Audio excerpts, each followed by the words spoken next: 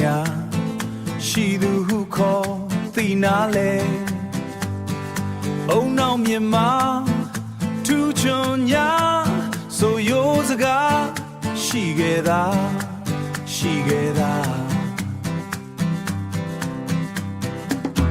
တခါတည်းရမှာပေါ့အသိဉာဏ်ရှိအောင်နောက်အမားတွေလုံမိပြန်အောက်တန်းကြလန်းပြောက်ကိုချင်းစားတရားတွေအဝေးသို့လွင့်စဉ်ပြောက်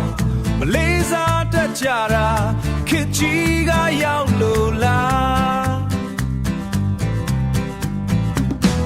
လောကကြီးပါဖြစ်လဲသိလျက်နဲ့မေ့သလားဥပေက္ခပြူတာလား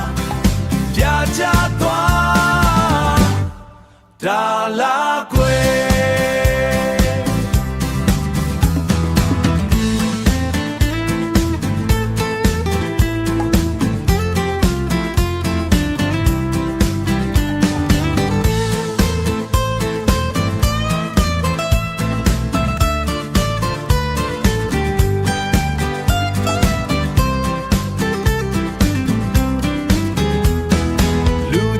ချင်းကြမှာအပြုံးတွေပျောက်ကွယ်သွား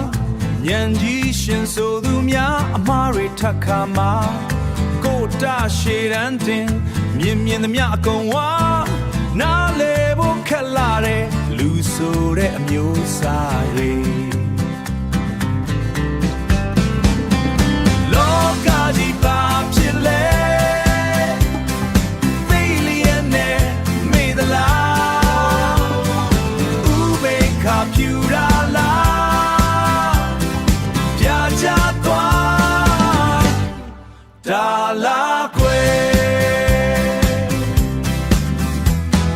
လူဆိုဒီမှာအစင်မြေဦးနောက်နဲ့